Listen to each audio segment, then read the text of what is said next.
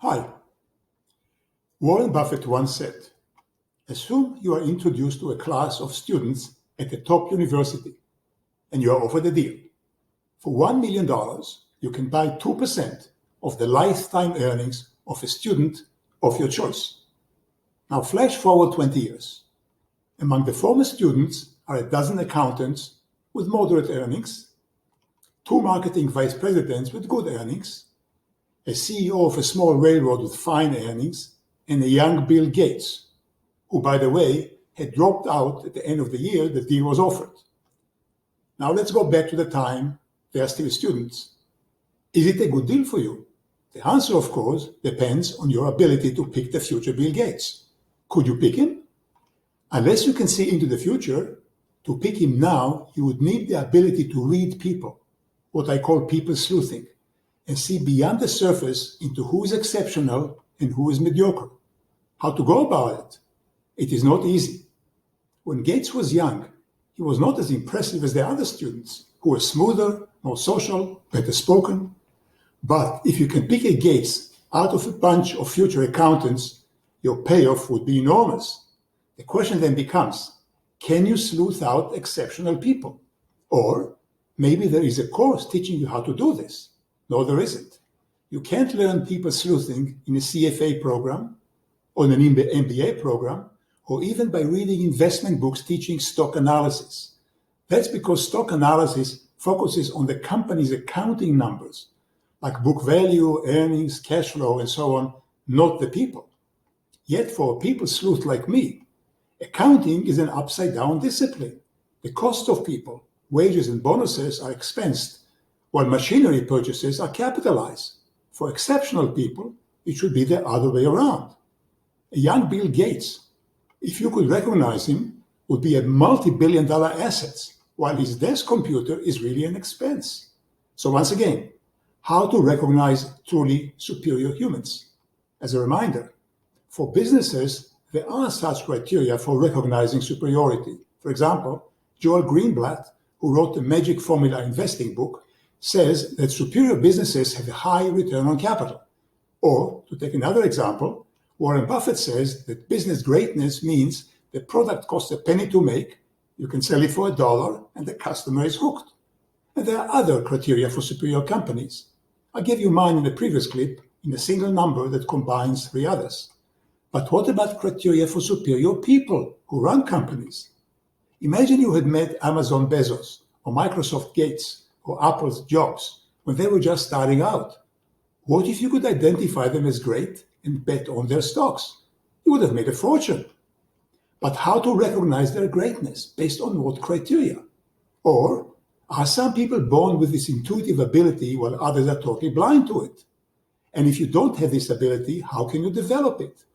The obvious answer is through experience and by meeting as many extraordinary people as you can.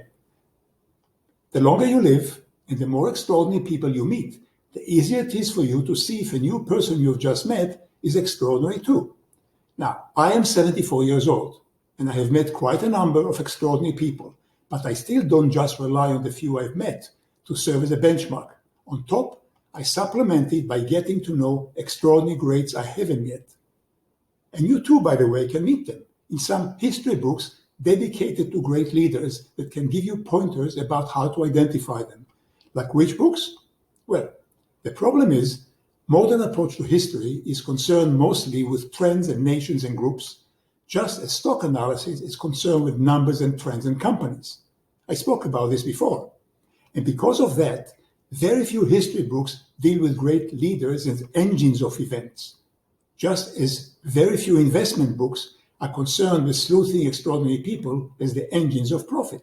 You don't believe me? Well, can you give me one pithy rule for identifying a superior business leader compared to Warren Buffett rule of it costs a penny, sells for $1, and the customer is hooked? I bet that you cannot, and neither can I. But one thing for sure, the criterion is a do-good character. Yes, the potential for greatness has very little to do with goodness. Ability to perform is often given by providence to unworthy people, while others who are good people often cannot perform worth a damn. Richard Nixon had weird character traits, traits, but was a good president who opened up relations with China. While Jimmy Carter, who came after him, was a saint who built houses for the poor with his own hands, but is now regarded as a lousy president. You don't like it? Tough. Complain to Providence, who allocate greatness unjustly. So how can you learn to meet people of greatness? For my money, one of the best sources is a unique history book concerned with greatness and which compares some greats to each other and points out both their superiorities and their faults. This book is 2,000 years old. It was written by one Greek historian named Plutarch. The book's name is Parallel Lives, or The Lives of Great Romans and Greeks, and it tells you of the lives and exploits and mistakes too of city founders, military commanders, empire builders, empire defenders, and other exceptional personalities. It used to be nicknamed the pasturage of great souls, and it really is like a series of splendid case studies of leaders' successes and failures based on their strong points and strong flaws. And it is these last two, the strength and the flaws, that keep recurring through the ages, even this age. So knowing them is what can assist you in identifying great leaders today, both through their strong points and their flaws.